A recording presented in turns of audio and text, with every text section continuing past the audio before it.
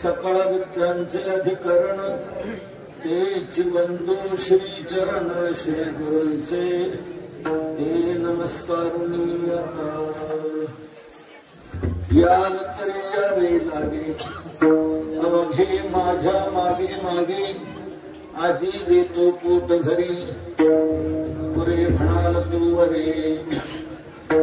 प्रस्तुताच्या काल्याच्या कीर्तन प्रसंगी सेवेकरता घेतलेला अभंग हा देहूचे सुप्रसिद्ध साधू संत हृदय सम्राट विश्ववंदित विश्वसंत विश्वभूषण जगद्गुरु तुकोबा यांचा आहे।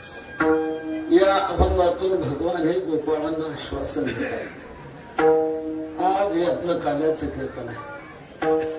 कैवल्य साम्राज्य चक्रवर्ती साधकांचे मायबाप योग्यांची माऊली ज्ञानांचे शिरोमणी अखंड समाजधन ज्ञानोबा यांच्या संजय समाधी सोहळ्याच्या निमित्ताने तसंच परवा पूज्य परम श्रद्धेय सखाराम महाराज यांचे पुण्यतिथीच्या निमित्ताने हा कार्यक्रम आपला या ठिकाणी संपन्न होत असतो आणि त्या कार्यक्रमाची आज सांगता होते आणि सांगता म्हटली की ती काल्याच्या कीर्तनाने असते असा आपला वारकरी संप्रदायाचा नियम आहे।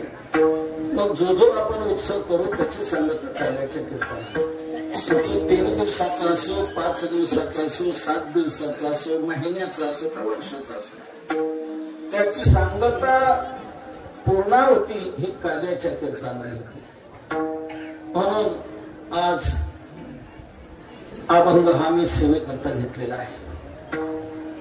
काल्याचं कीर्तन म्हटलं की तो कीर्तनकार बांधलेला म्हणजे परण्याने नाही नुसता तो सांप्रदायिक नियमाने बांधलेला आहे। त्याने भगवान श्रीकृष्णाचं गोकुळातलं चरित्र सांगायचं असतं। चरित्र ते उच्चारावे केले देवे गोकुळी देवाने गोकुळात जे चरित्र केलं ते आजच्या प्रसंगी सांगायचं। गोकुळातलंच का सांगायचं याचं जबरदस्त कारण मी आपल्या लक्षात आणून देतो। काला जो भगवंताने केलेला आहे तो गोकुळातच केलेला आहे म्हणून गोकुळातलं सांगायचं। मथुरेत गेल्यावर देवाने काला केला नाही, तिकडे गेल्यावर मारामाऱ्या केल्या। मारामाऱ्या केल्या म्हणजे मथुरेला लोक काय केलं, कंसाला मारलं, चांदोराला मारलं, मुष्टिकाला मारलं। त्याने पोसलेले जे जे असुर होते त्या सर्वांना भगवंताने मथुरेत गेल्यावर नष्ट केलं आणि त्यानंतर तिथे जरासंधाने 17 वेळा स्वाऱ्या केल्यानंतर मग भगवंताने मथुरा सोडली आणि द्वारकापुरी वसवली। तिथे भगवान राजे झाले। गड्यांनो राजा केले झाला कृष्ण सिंहासन बसला आणि ते राज्य भगवंताने 100 वर्ष केलं। 100 वर्ष द्वारकेचं राज्य केलं। एकूण कृष्ण अवताराचा कालखंड 125 वर्षाचा आहे। 125 वर्षाचा कालखंड कृष्ण अवताराचा। तर 125 वर्षाच्या कालखंडात पहिली 11.5 वर्ष भगवान हे गोकुळात होते, 13.5 वर्ष मथुरेत होते। हे 25 झाले का आणि 100 वर्ष द्वारकेमध्ये 100 वर्षाचं राज्य भगवंताने द्वारकेमध्ये केलं आणि ते अतिशय उत्तम केलं। अतिशय उत्तम म्हणजे इतकं उत्तम केलं त्या राज्याचा गौरव जगद्गुरु तुकोबा यांनी अर्ध्याच चरणात केलेला आहे। किती उत्तम राज्य भगवंताने द्वारकेचं केलं। तुकोबा सांगतात काही चिंता कोणा नाही कोणे विषयी करी द्वारकेशी राज्य देव देव द्वारकेशी राज्य करी। कसं करी? काही चिंता कोणा नाही कोणे विषयी कोणालाच चिंता नव्हती आणि कशाचीच नव्हती असं राज्य भगवंताने 100 वर्ष केलं द्वारकेला। आता सध्या आपलं राज्य कसं चाललंय? कोणालाही चिंता आहे आणि कशाची आहे। माझी सत्ताधाऱ्यांना विनंती ज्यांना सत्ता प्राप्त झाली अशा राज्यकर्त्यांनी प्रभू रामचंद्रांचा आदर्श घ्यावा, भगवान श्रीकृष्णाचा आदर्श घ्यावा आणि असाला राज्य करावं की कोणालाही चिंता राहू नये आणि कशाचीच राहू नये।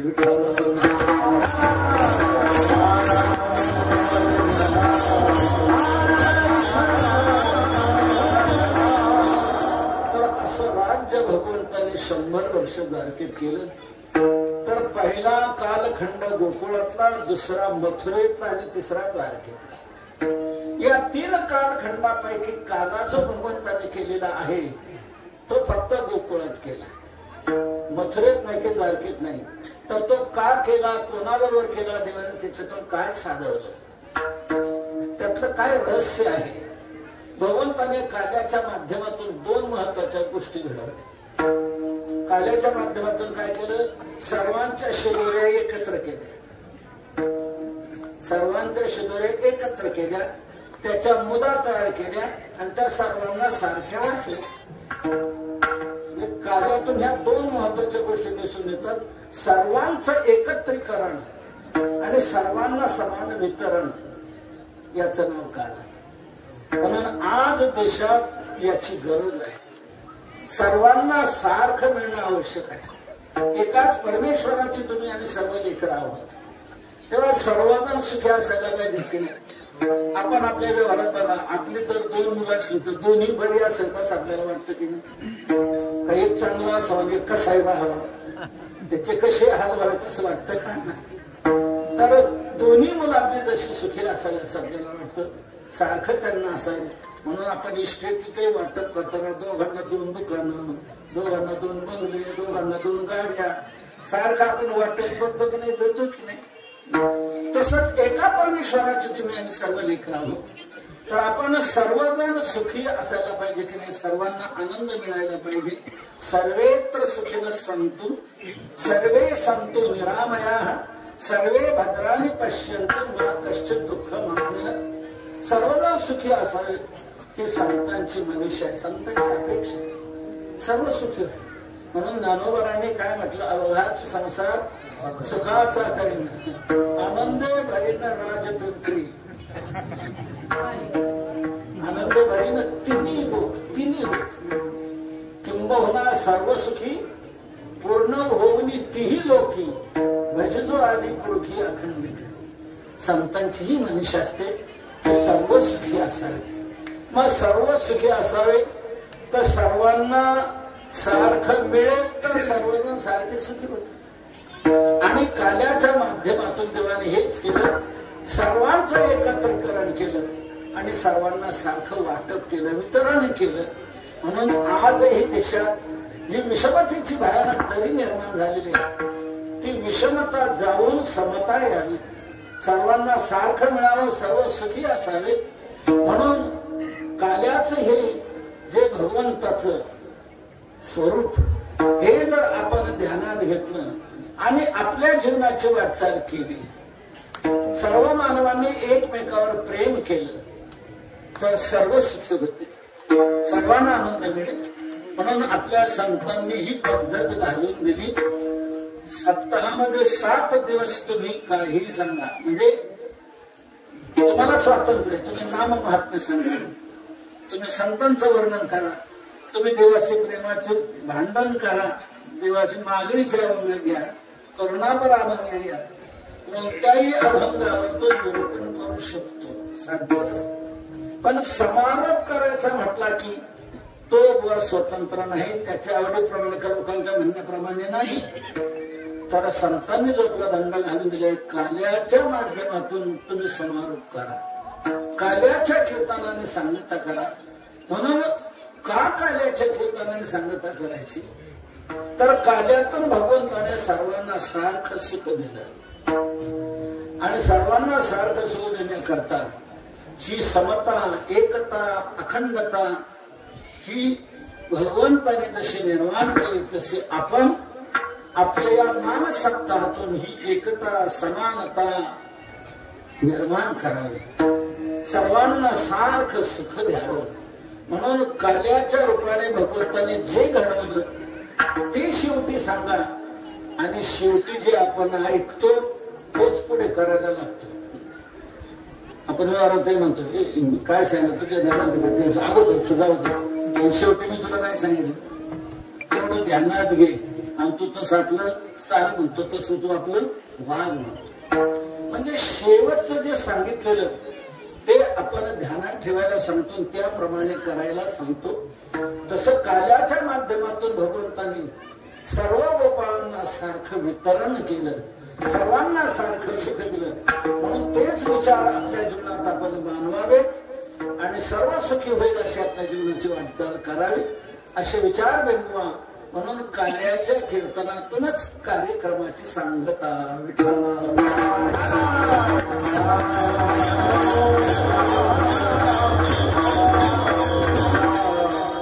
गोकुळातलंच वर्णन करणारा अभंग मी आज आपल्या पुढे सेवेला घेतलेला आहे. अभंग असं आहे, या लखनी या रे लागे अवघे माझ्या मागे मागे आजी देतो पोट भरी पुरे म्हणाल तो बरी. भगवान या अभंगातून गोपाळांना आश्वासन देत आहेत. भगवंत गोकुळात वाढू लागले, गोपींचं समाधान करतायत.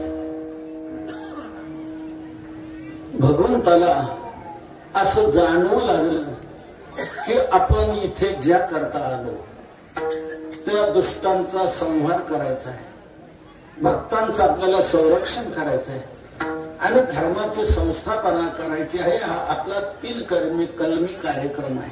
परित्राणाय साधूनां विनाशाय च दुष्कृतां धर्म संस्थापनार्थाय संभवामि युगे युगे.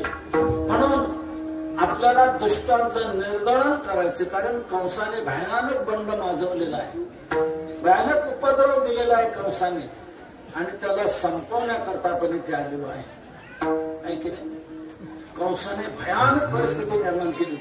नामदेवरायांनी जन्माच्या अभंगात पहिल्याच अभंगात हे स्पष्ट सांगितले की नाही, कंसाचं दुराचरित्र, पापी जे अभक्त दैत्य ते मातले मातले म्हटलेले, धरणशी झाले ओझे त्यांचे. काय केलं त्यांनी? दिधलासे त्रास ऋषी मुनी सर्व न पूजित देवा कोणी, राहिलेले यज्ञ मोडले कीर्तन पळाले ब्राह्मण दैत्याने. काय परिस्थिती निर्माण केली ती कंसाने? सर्वांना त्रास दिला. दिधलासे त्रास ऋषी मुनी सर्व, कोणाला पूजाही केली जाऊ देत नव्हती. पूजेला कोणी बसलं का त्यांनी यायचं उचलायचं देवाला. त्यामुळे पूजा करणं लोकांनी सोडून दिलं, कारण पूजा करायला जाता मार्ग असतो.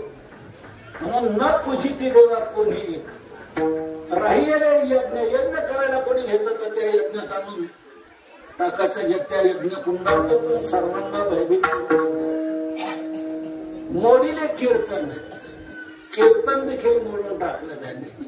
यावं कीर्तन सुरू झालं ते पाठीमागून येऊन पहिलं टाळकऱ्यांना मार द्यावा. टाळकऱ्यांना मार बसला की पाखवाचे कुठे लपून बसायचे कोण असतो. कीर्तने मोडून टाकलं. राहिलेले यज्ञ मोडले कीर्तन पळाले ब्राह्मण दैत्याभिनी. अशी भयानक परिस्थिती कंसाने निर्माण केलेली होती. म्हणून कंसाने पोसलेले जे राक्षस आहे असुर, त्यांना आपल्याला संपवायचे. याकरता आपण अवतार धारण केलेला आहे. तर आपलं सैन्य बलवान असायला पाहिजे. सैन्य बलवान असेल तर कंसावर आपल्याला मात करता येईल. म्हणून भगवंताने गोपाळांकडे पाहिलं तर गोपाळ अशक्त दिसून आले, दुर्बल दिसून आले. भगवान म्हणू लागले, असं जर सैन्य असेल तर कसं आपण त्या कंसावर मात करणार? हे सशक्त बनले पाहिजे, बलवान बनले पाहिजे. म्हणून देवाने तातडीची मीटिंग घेतली गोपाळांची आणि म्हणतात, गोपाळांना अरे आपल्या या गोकुळात काय कमी? सकस आहार भरपूर आहे, कारण गाय भरपूर होते. म्हणून त्या विभागाला गोकुळ नाव होतं.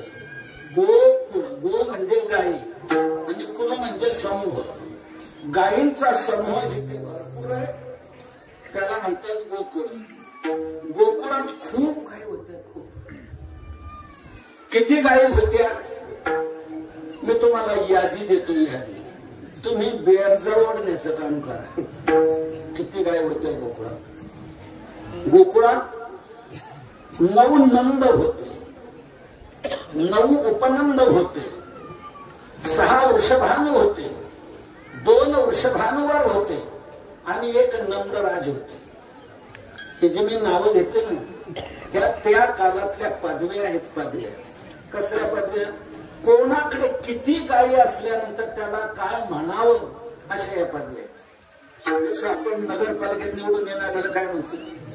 नगरसेवक म्हणतो. विधानसभेत निवडून येणाऱ्याला आमदार म्हणतो. लोकसभेवर निवडून येणाऱ्याला खासदार म्हणतो. ही जशी आहे तसं त्या काळामध्ये कोणाकडे किती गाय असल्यानंतर त्याला काय म्हणावं अशा पदव्या. तर गोकुळामध्ये 9 उपनंद होते. 9 उपनंद.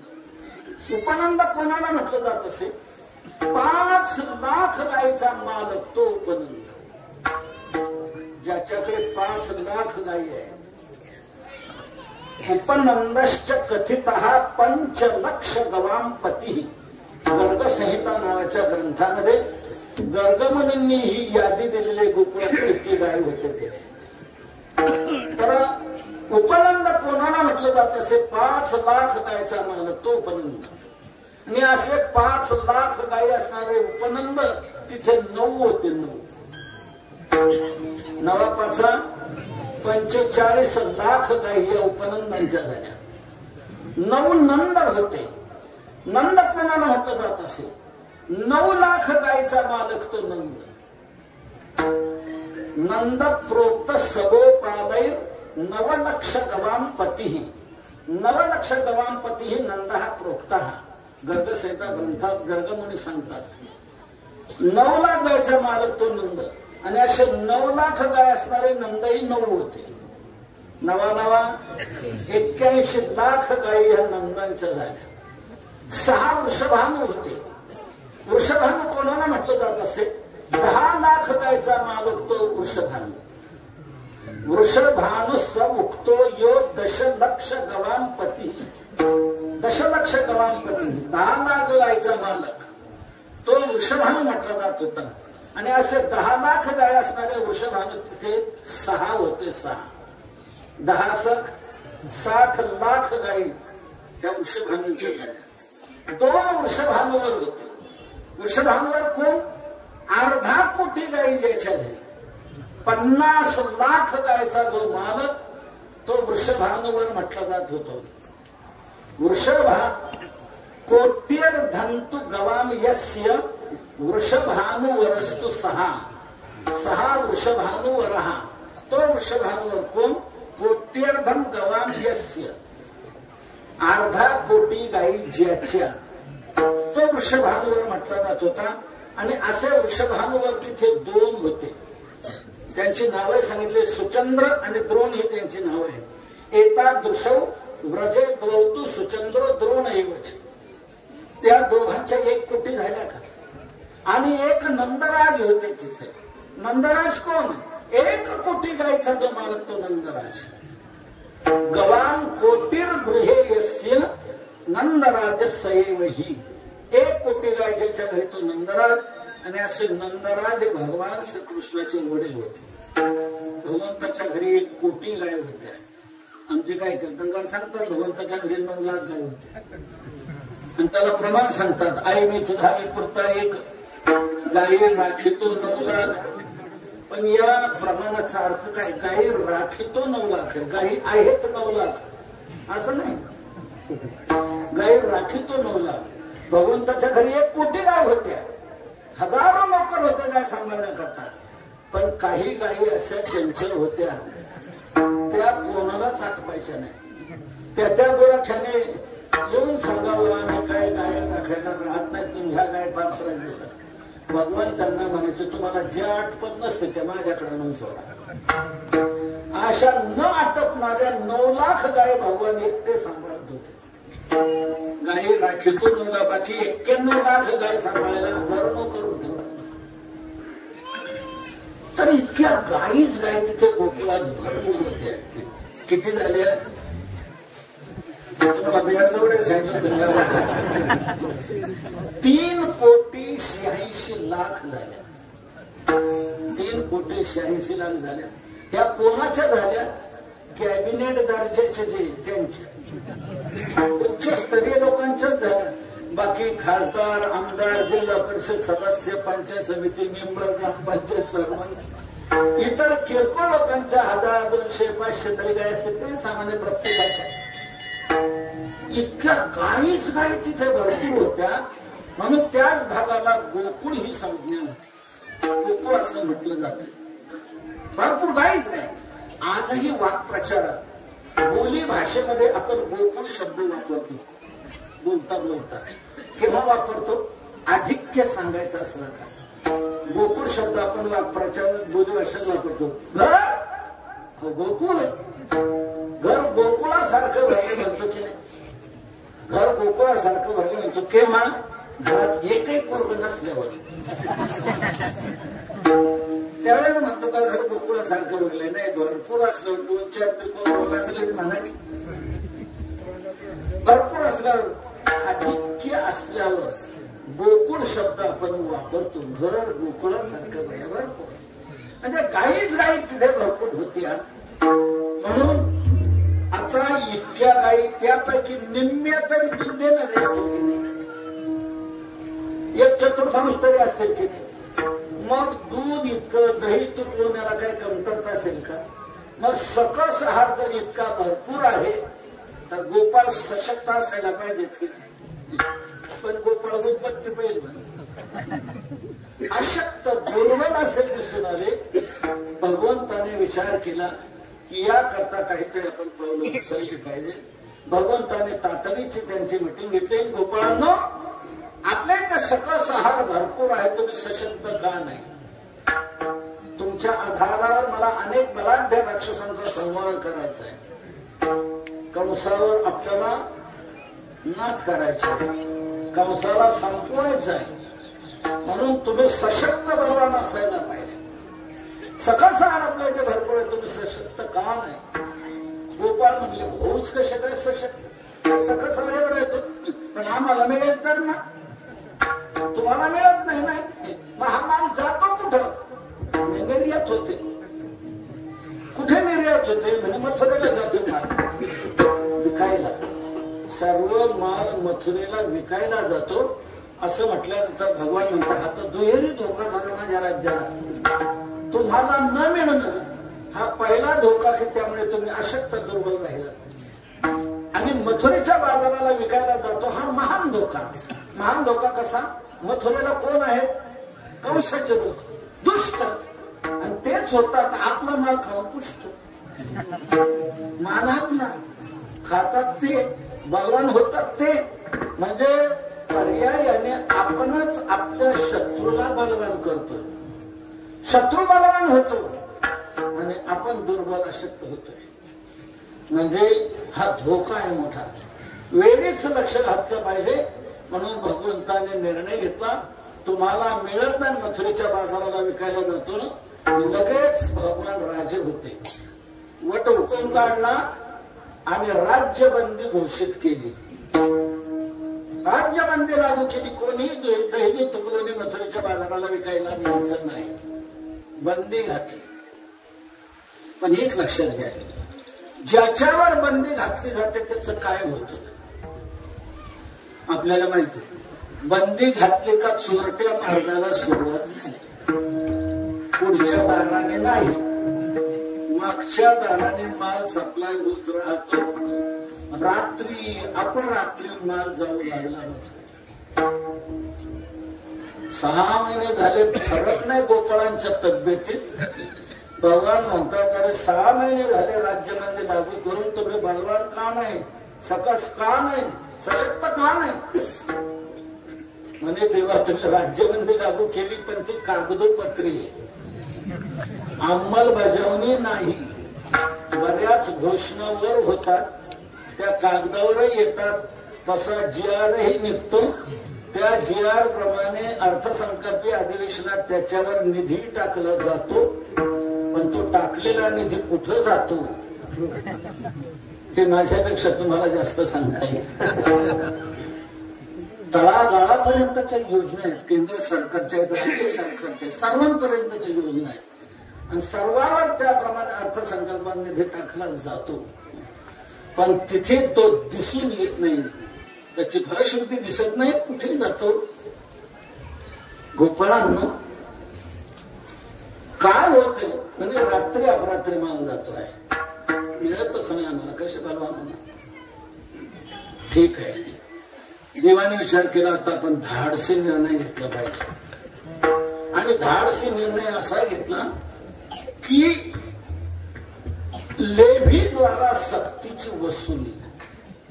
तुमच्या घरात फिरायचं, तुमचा माल काढायचा आणि तुमच्याच मुलांना खावं घालायचं, ही योजना देवाने आखली तुमच्याकडून.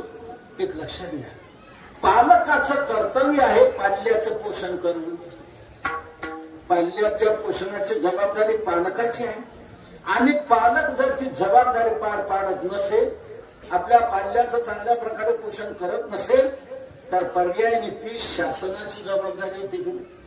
म्हणून विरोधी पक्ष सत्ताधारी पक्षावर अधिवेशनामध्ये टोक डाकतात की नाही. शासनाचं अन्न नागरी पुरवठा खातं काय करताय, अमुक भागामध्ये कुपोषणाने बळी होत आहेत, तुमचं अन्नधान्य पुरवठा तिथपर्यंत जात नाही, काय चाललंय. पर्यायाने शासनाची जबाबदारी, राजाची ती जबाबदारी असते. भगवान म्हणतात मला ती जबाबदारी पार पाडायला पाहिजे. तुमच्या घरात शिरून मी तुमचा माल काढणार, तुमच्या मुलांना खाऊ घालणार. लगेच घोषणा देवाने केली, तुम्हाला मिळत नाही ना, नाही मग चला. कुठं चला? तुम्ही सर्वजण माझ्या मागे मागे या. हेच अभंगाच्या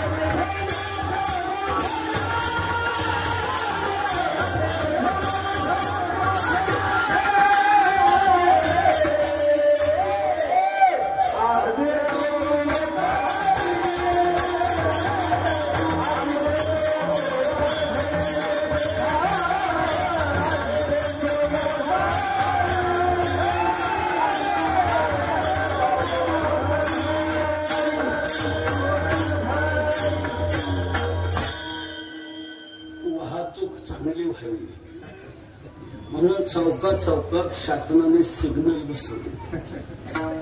अगोदर कोणी जायचं, ह्या बाजूने केव्हा जायचं, ह्या बाजू तिकडच्याने केव्हा जायचं, तिकडच्याने केव्हा जायचं, म्हणजे ऍक्सिडेंट होणार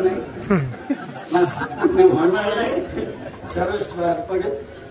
तेव्हा जेवढे गायक असते त्यांनी क्रमाने घेण्या, पहिलं चरण यांनी म्हणावं, दुसरं यांनी म्हणावं, तिसरं यांनी म्हणावं, चौथं यांनी म्हणावं,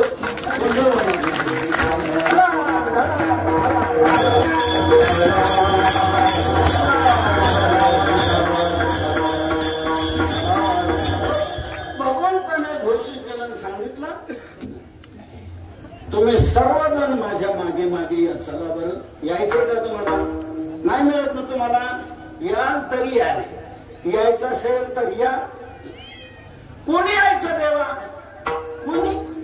भगवान म्हणतात माझ्याजवळ निवडा नाही, अवघे या, सर्वांनी या. कुठं या? माझ्या मागे मागे या, सर्वांनी या. माझ्याजवळ निवडा नाही, सर्वांनी. एक लक्षात घ्या, देवाजवळ निवड नसतेच. देवाजवळ निवड नाही, निवड जीवाचं बळ आहे. हा माझा नाही, हे माझ्या बाबाचं आहे. निवड केली. हा आमच्या गल्लीत नाही, शेजारच्या गल्लीत नाही. आमच्या गावचा नाही, शेजारच्या गावचा आहे. निवडा निवड केली जाते. निवडा निवड भेदाभेद जीवाजवळ, देवाजवळ नाही. का?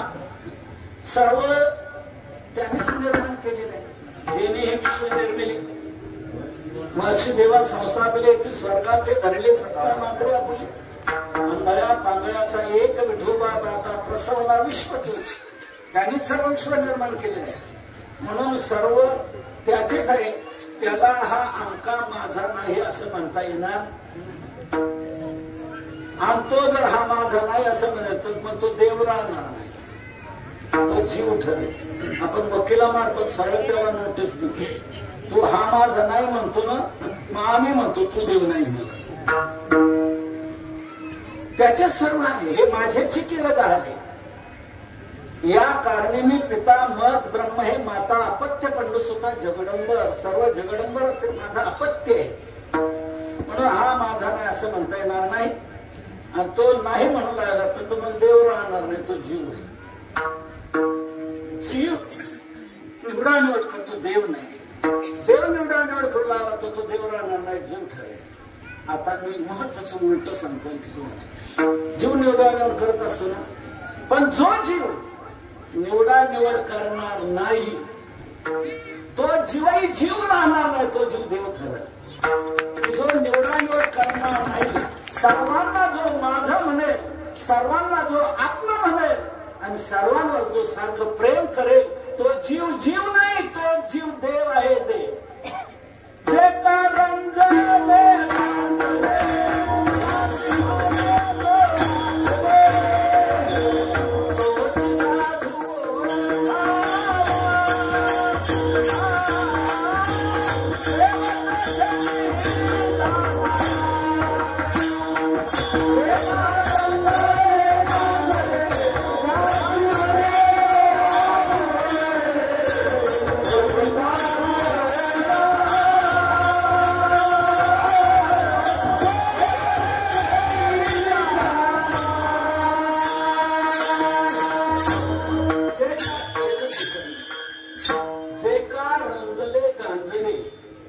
त्यासी म्हणे जो आपुले, तोच साधू ओळखावा देव तेथेच जाणार.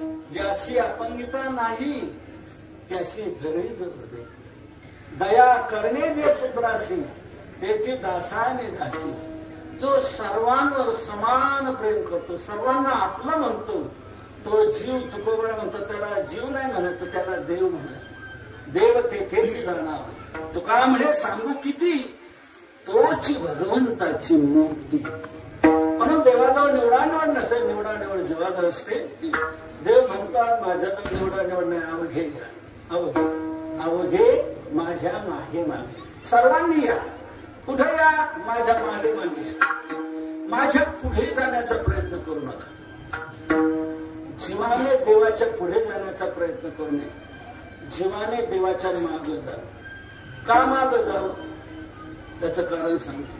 पुढे कोणी चालावं, ज्याला कुठं जायचं हे माहित आहे आणि कोणत्या मार्गाने जायचं हे ज्याला माहित आहे त्याने पुढे चालत जावं. आणि ज्याला कुठं जायचं हे माहित नाही, कसं जायचं हे माहित नाही, त्याने आपल्याला माहित नाही ना, तर ज्याला माहित आहे त्याच्या मागे मागे चालव.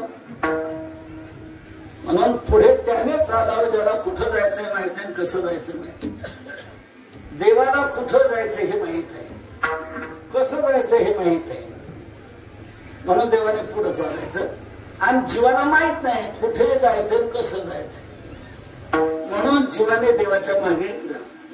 आपल्याला कुठं जायचं हेही माहित नाही, कसं जायचं हेही माहित नाही. तुम्हाला कशावर म्हणता, कुठं जायचंय कसं जायचंय हे जर जीवाला माहित असतं तर मी सांगतो माणसं दारू प्यायली नसती, मांसाहार केला नसता, परस्त्रीगमन केलं नसतं, भ्रष्टाचार केला नसता, दुसऱ्याचा सातबारा आपल्या नावाने करून घेतला,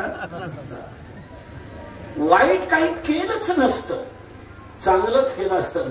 परंतु जे अर्थी जीव भलत पितो, भलत खातो, भलत करतो, दुर्व्यसन दुर्वर्तन दुराचरण करतो आहे, याचा अर्थ काय, या दुराचरणाने आपल्याला कोणती गती मिळेल? आपण जर परस्त्रीमान केलं, आपण जर भ्रष्टाचार केला, आपण जर कोणाची हत्या केली, तर याचा परिणाम आपल्याला कोणत्या गतीला जावं लागेल हे माहित नाही. कारण जे दुर्व्यसन दुर्वर्तन करतात त्यांना कुठं जावं लागतं?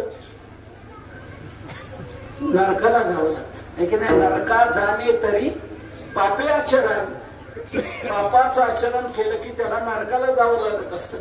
म्हणजे पापाचरणाने आपल्याला नरकाला जावं लागेल हे त्याला माहित नाही, म्हणून माणसं पाप करतात, दुर्व्यसन दुर्वर्तन करतात. तर आपल्याला कुठं जायचं हेही माहित नाही, कसं जायचं हेही माहित नाही. म्हणून जीवाने काय केलं पाहिजे? ज्याला माहित आहे त्या देवाच्या मागे जावं, दुर्व्यसन सोडावे, दुर्वर्तन सोडावे, दुराचरण सोडावे, वाईट काही करूच नाही आणि चांगलं केल्याशिवाय राहू नये. नामसत्ता एवढ्या करताच आहे, सत्संगती एवढ्या करताच आहे, सत्कथा श्रवण करायचे एवढ्या करतात की मनुष्याने आपल्या जीवनात कसं वागावं, काय करावं, काय करू नये. जे करू नये म्हणून सांगितले ते निषिद्ध कर्म कधीच करू नये, आणि जे कर्म करायला सांगितले ते केल्याशिवाय राहू नये. म्हणजे आपल्याला दुर्गतीला जाण्याची पाळी येणार नाही, अधोगतीला जाण्याची पाळी येणार नाही, नरकाला जाण्याची पाळी येणार. म्हणून आपल्याला जर माहित नाही तर ज्याला माहित आहे त्या देवाच्या मागे आपण गेलं पाहिजे. मार्ग फक्त दोघांनाच माहिती, एक देवाला आणि दुसरं संतांना. देवाला मार्ग कळतात तसं संतांना मार्ग कळतात. म्हणून मार्ग दावणी गेले आधी, दयानिधी संतते तेनेची पंथे चालू जाता न पडे म्हणतात कुठे काय.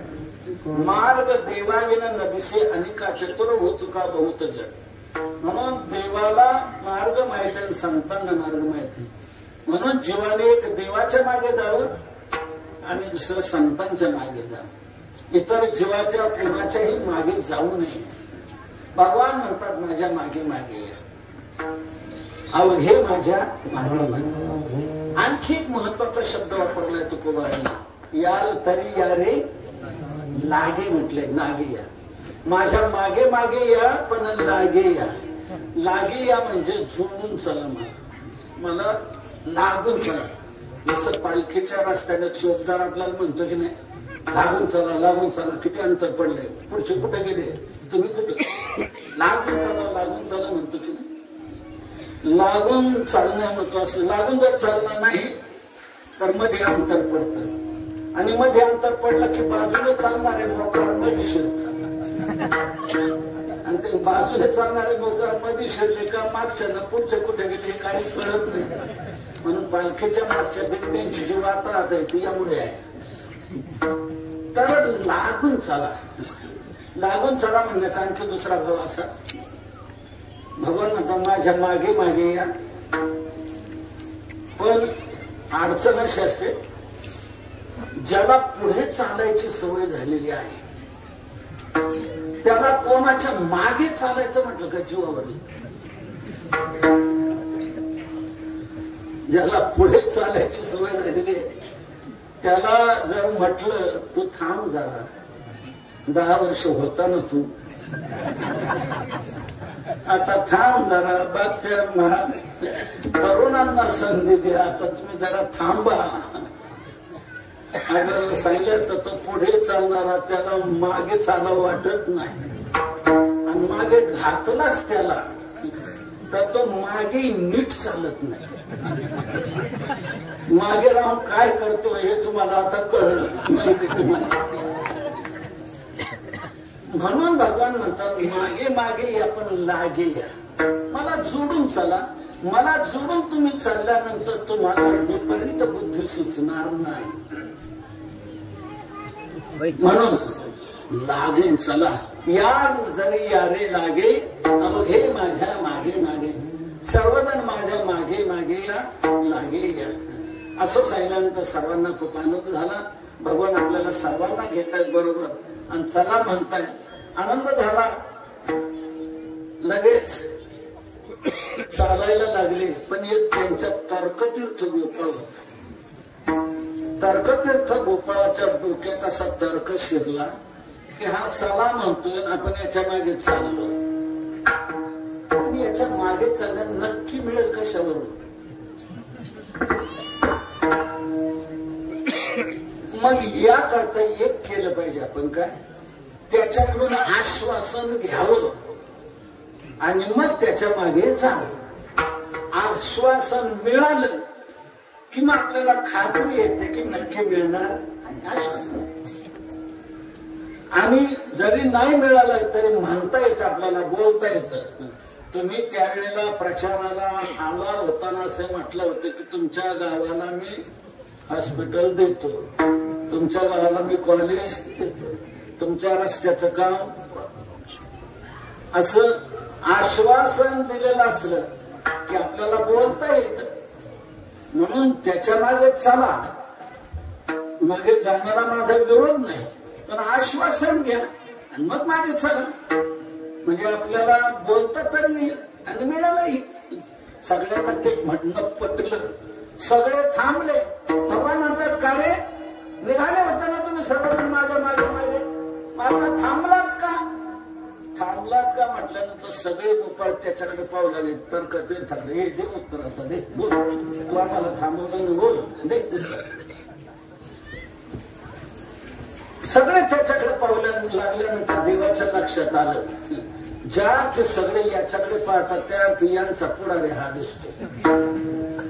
याने सगळ्यांना थांबवलेलं वाटतंय. सगळे ज्या अर्थी याच्याकडे पाहतात देव उत्तर बोल म्हणतात. भगवान म्हणतात का रे, ज्या अर्थी सर्व तुझ्याकडे पाहतात याचा अर्थ असं तू या सगळ्यांना थांबवलेलं दिसते. नाही तर सगळे निघाले होते माझ्या मागे, तू थांबवलेलं दिसते. का थांबवणार आहे? काय म्हणणं आहे? तो मला देवा, तुम्ही मला बोट लावला हरकत नाही, मी जबाबदारी घ्यायला तयार आहे, मी थांबवलं. का थांबवलं? एवढ्या करता थांबवलं, तुझ्या मागे यायला माझा विरोध नाही, मी तुमचाच आहे, तुमचा विरोधी मी नाही. मग थांबवायचं कारण एवढंच की मागे आल्यानंतर आम्हाला काय मिळणार, काय एवढं आश्वासन पाहिजे. ते आश्वासन मिळालं की मग आम्ही तुझ्या मागे आहोत. भगवान म्हणतात एवढंच होय. अरे मनात सांगता आणता कशाला, माझ्या मागे चला तर खरं, आज मी तुम्हाला पोट भरते. आधी देता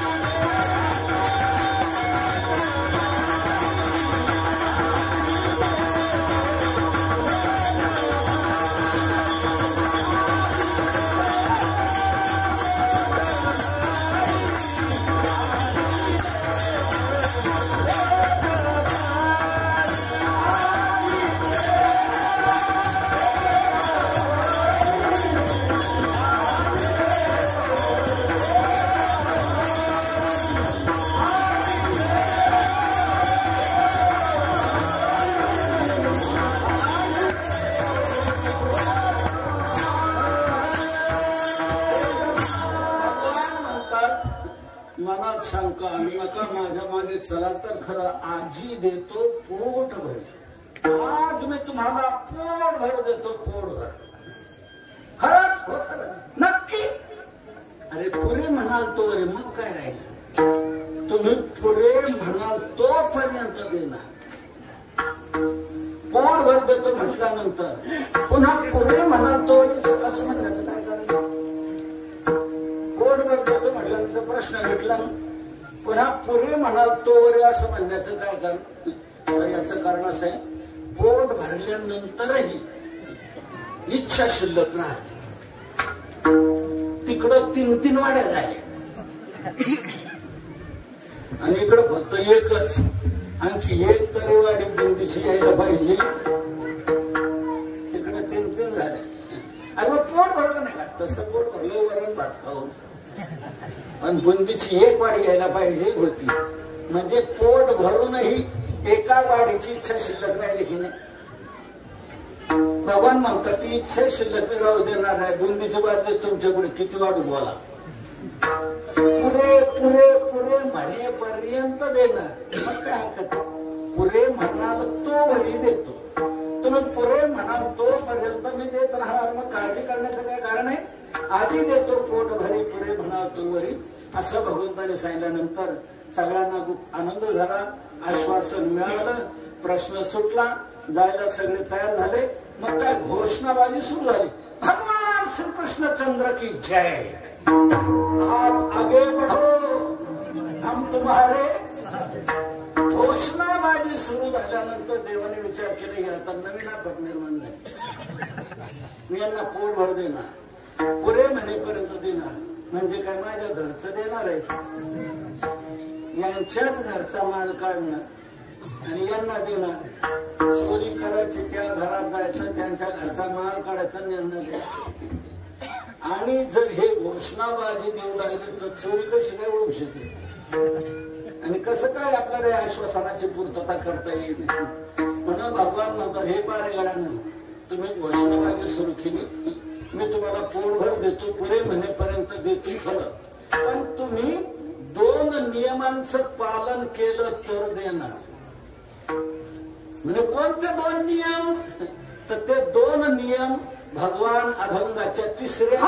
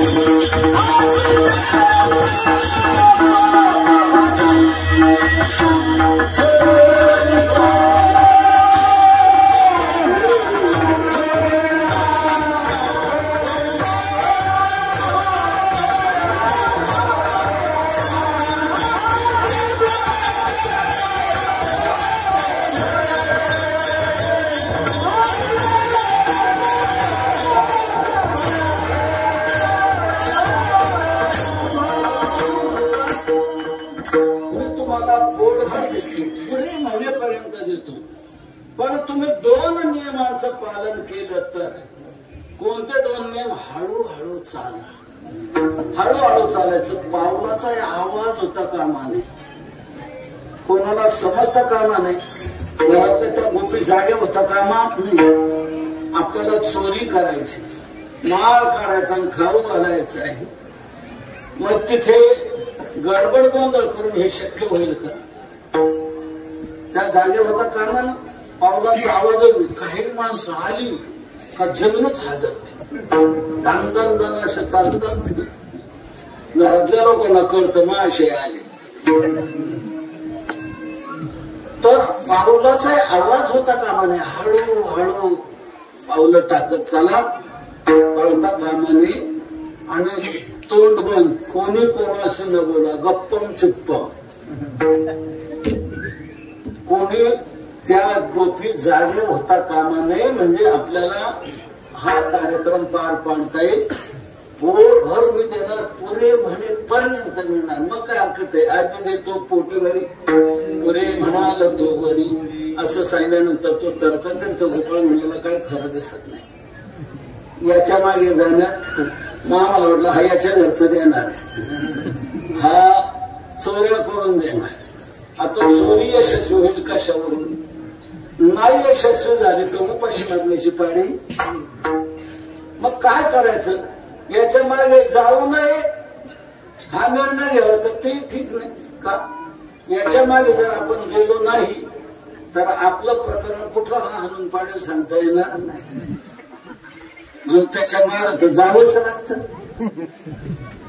माग नाही जावं तर अडचणी निर्माण होऊ शकतात आणि याच्या मागे जायला तर पाहिजे पण जाऊन नक्की मिळेल अशी खात्री नाही तर मी याला मधला काय मार्ग मधला मार्ग त्याच्या लक्षात आला की आपण जाता जाता भेळ भत्ता मारून घेऊ थोडं काहीतरी पोटात घालू मग याच्या मागे जाऊ मिळालं तरी ठीक नाही मिळालं तर ठीक आपल्याला थांबता येत तसं समजू शकेल असा विचार त्याच्या डोक्यात आल्यानंतर भगवंताला कळालं का उशीर आहे का सांगता तुम्हाला येते अंतर भगवान म्हणतात अरे मी तुम्हाला पोटभर देणारे पुणे म्हणेपर्यंत नेणारे मनात शंका आणता कशाला अरे खास माल देणारे पुरे म्हणेपर्यंत देणार नाही तेव्हा भलत सलत खाऊन काहीतरी भेळ भत्ता कसलाय मारून तुमचं पोट भरणं का तुम्हाला ती क्षणिक तृप्ती वाटेल पण पुन्हा अपेक्षा निर्माण होईल तेव्हा भलत सलत खाऊन तुम्ही तुमचं नुकसान करू नका ते घाटा तो टाळा आणि त्याने पोट भरू नका त्यात तुमचं नुकसान आहे मी पोटभर देणार आहे तेव्हा ते टाळायला भगवान अहिंसाच्या शेवटच्या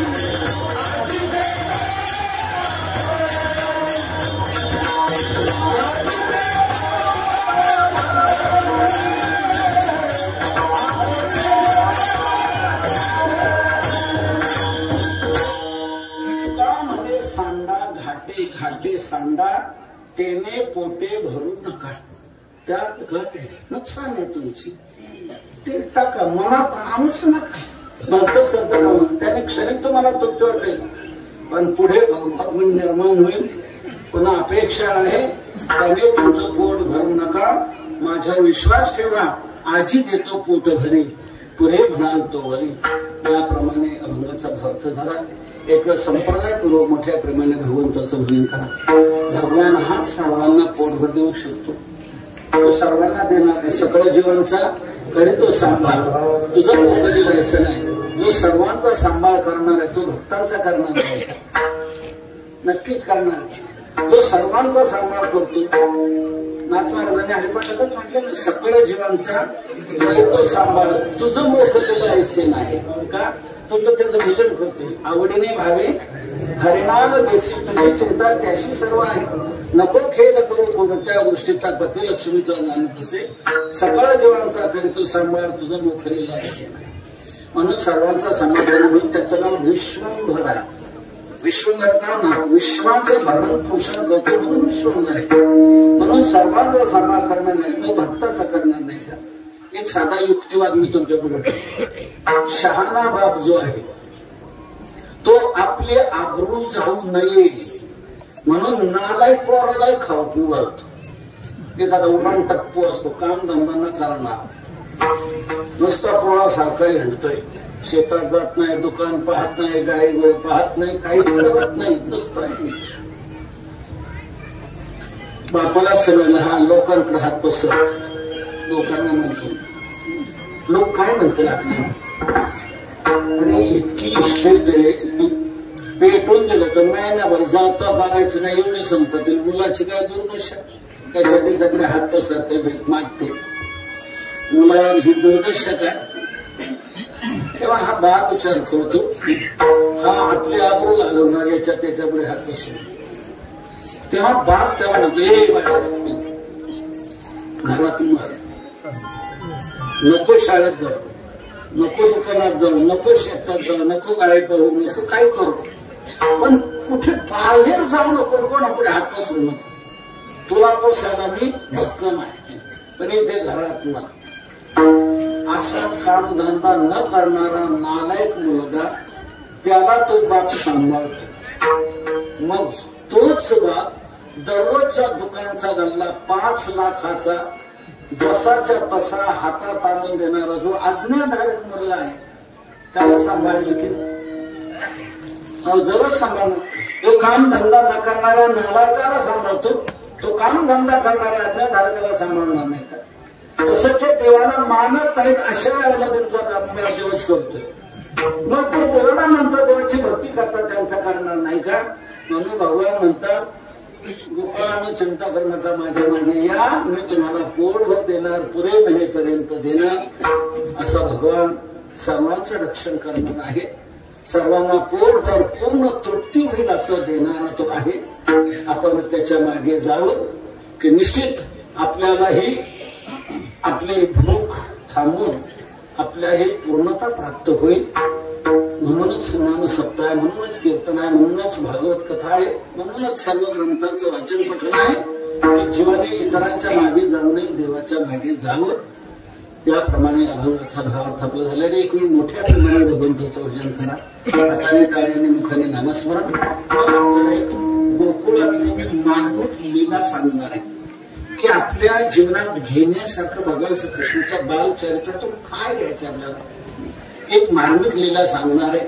सर्वांनी मोठ्या प्रमाणे भजन करा. आतापर्यंत मी काय त्रास दिला का तुम्हाला. तकलीफ काय दिल्या. आता एक वेळा मोठ्या प्रमाणे भजन करा.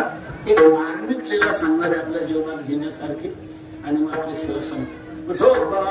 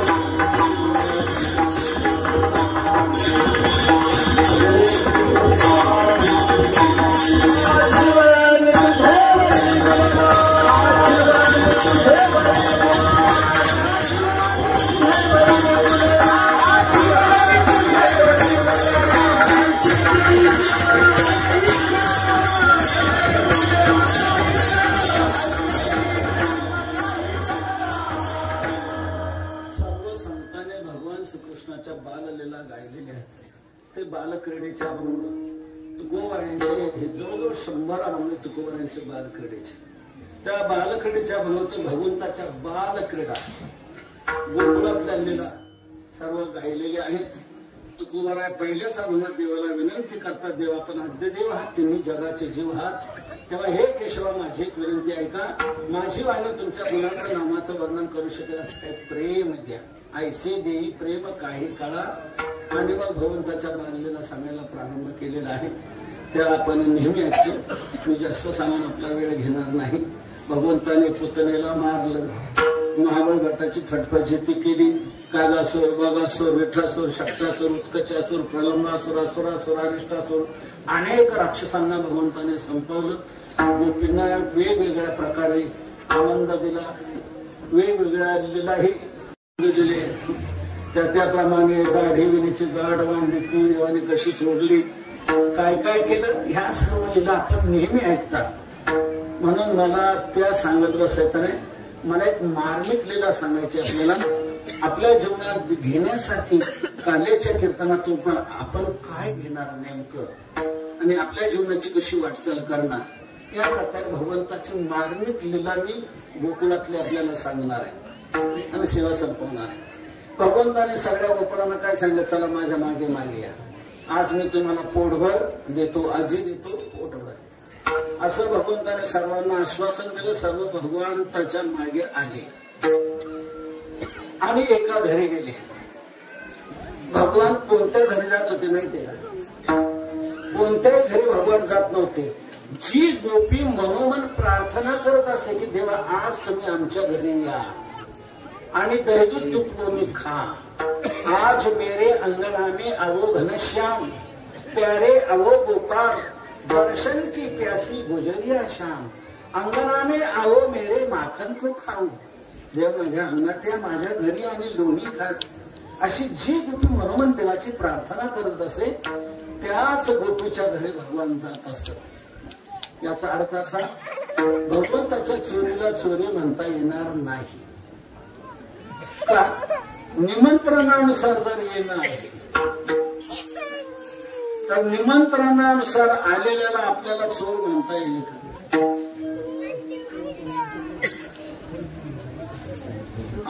अवघड परिस्थिती बघा, कुणी आहे का?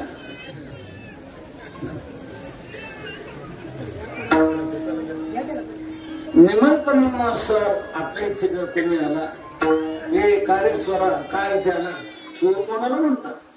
तुमची पत्रिका आहे, माझं नाव टाकून आहे, तुम्हाला घरी नोंदराने दिलेली आहे आणि त्या निमंत्रणानुसार मी आले, कोणाला तुम्ही चोर म्हणता? काय वाटतं का तुम्हाला? असं म्हणू शकतो की नाही? निमंत्रणानुसार आलेल्याला चोर म्हणता येणार नाही. म्हणून भगवंताची चोरी ही चोरी ठरू शकत नाही. राजकारण, धर्म कारण, भक्ती कारण, अध्यात्म कारण, शास्त्रीय कारण, लौकिक कारण, एकेका कारणाने मी हे सिद्ध करून देईन की भगवंताची चोरी ही चोरी ठरू शकत नाही.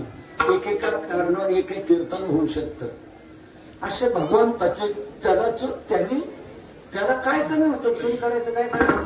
मी मग अशी सांगितलं 1 कोटी काय भगवंताच्या घरी होते, मग दहीदूध तूप लोण्याला काय कमतरता असेल का?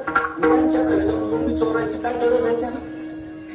मग देवाने काय चोरलं खरं त्यांचं? चित्त चोरी येले नंदाच्या नंदने तुझे गरुड ध्वजे, हरिणे माझे हरिणे चित्त भार विठ्ठल सरले. तर यारपणे महत्वाचं सांगायचं म्हणा, हे अनेक कारणास्तव चोरी ठरू शकत नाही. पण चोरीच्या माध्यमातून आपल्याला एक वेगळा भाव समजून द्यायचा आहे, म्हणून हे चोरीचं रूपक केलेलं आहे. तर भगवान निमंत्रणानुसार जायचे, गोपाळांना घेतलं आणि ज्या गोपीचं 11चं निमंत्रण होतं त्या गोपीच्या घरी गेले आणि गोपाळांना सांगितलं शिरा येते या घरात. गोपाळ म्हणाले कुठून शिरा? भगवान म्हणतात तुम्ही तुकोबारांचा गाथा वाचला नाही, घरात कुठून शिरायचं असतं? घरात निघावे दाराची सोयी, भिंती सगळे डोळी घेऊन फोडून घरात जर शिरायचं तर दरवाज्यातून शिरायचं. गेले दरवाजाकडे, ढकलून पाहिलं बंद आहे. देवा बंद आहे. मग खिडकीतून शिरा, खिडकीतून गेले तर म्हणजे खिडकी बंद आहे. मग म्हणे झरोक्यातून शिरा, वरून वरही म्हणे ग्रिल ठोकलेले. म्हणे मग आता जाता येत नाही कुठूनच घरात, कसं काय करायचं, पुढच्या घरी जायचं का?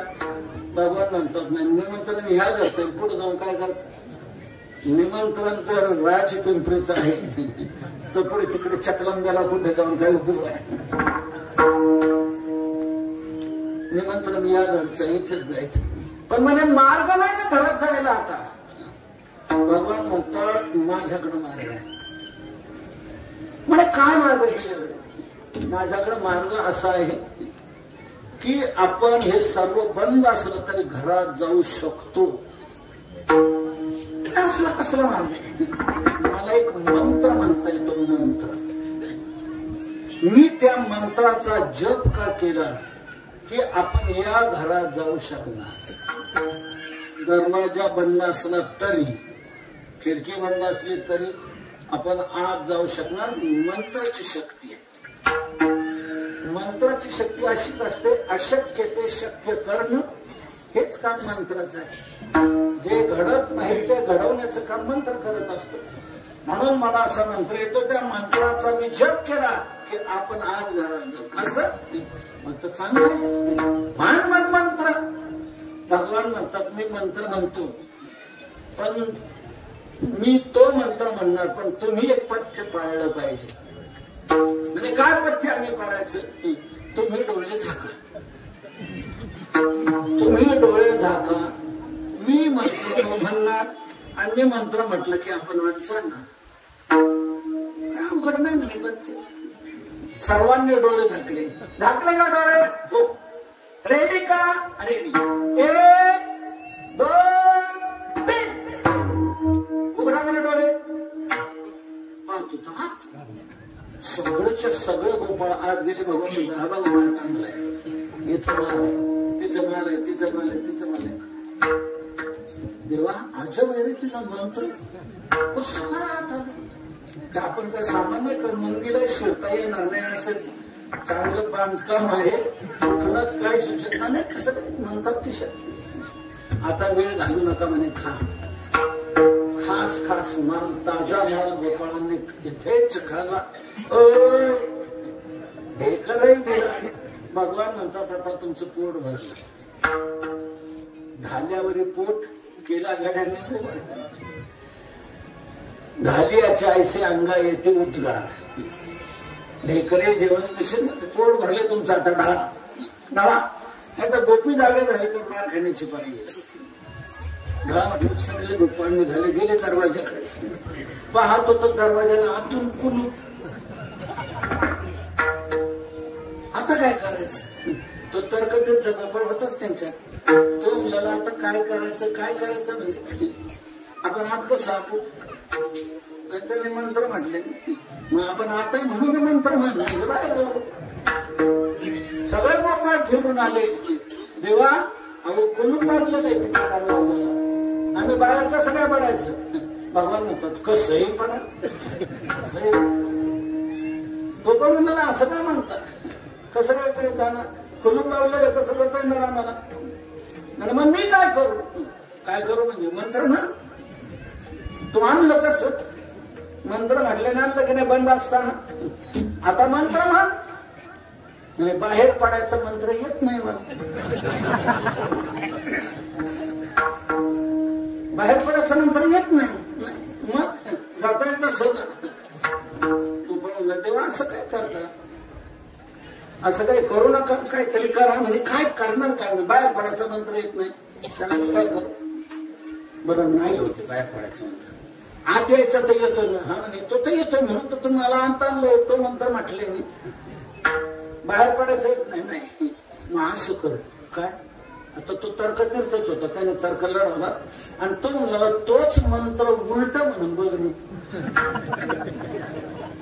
सुरता म्हटल्याने आत आलो, तोच उलटा म्हटला की त्याची उलट प्रक्रिया होईल.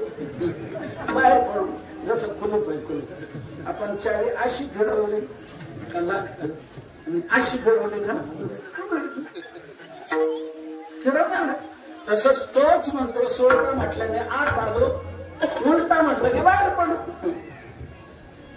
म्हणे म्हणता येईल उलटा, म्हणे उलट म्हणता येऊ शकतं. आणि चांगलं पाठ असलं की उलट म्हणता येऊ शकतं, फक्त चांगलं पाठ पाहिजे.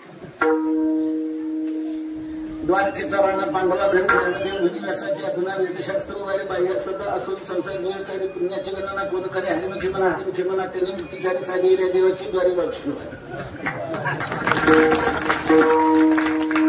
माझे उलट म्हणत आलं. चांगलं पाठ असलं की उलट म्हणता येऊ शकत. म्हणे मग म्हण, म्हणे मी म्हणू शकतो, काय हरकत नाही. मग म्हण, मी म्हणतो, पण पथ्य मात्र तेच काय, तुम्ही डोळे झाका.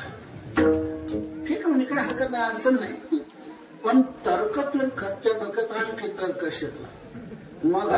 मगाशी याने डोळे झाकायला सांगितले आणि आता म्हणतो डोळे झाका. म्हणजे आपल्याला डोळे झाकायला सांगतो, हा काय करतो ते खरं नेमकं पाहायला पाहिजे. काय करतो, कसं काय करतोय, आपण आत कसं काय शकतो, आपण बाहेर कसं काय करतो नेमकं ते पाहायला पाहिजे. पण भगवंताने सांगितलं पथ्य, डोळे तुम्ही झाका. सगळ्यांनी डोळे झाकले, पण याने डोळे झाकल्यासारखं केलं. काय केलं, अशा पोटाच्या सामने केलं. असं पाहू लागला हा काय करतोय. भगवान म्हणतात रेडी का, रेडी,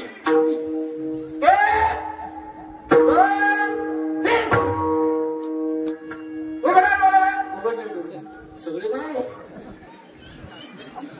सगळेच सगळे बाहेर पडले, फक्त डोळा उघडे एवढाच राहिला. तो काय बाहेर पडू शकला, देवाने पाहिलं नाही दिसत. त्याने डोकं चालवलंय त्याला त्याचा आता अनुभव दिला पाहिजे की आपलं डोकं चालवल्यावर काय होतं. बाहेर पडल्या देवाने काय केलं माहिती का, पुंडलिक वरदा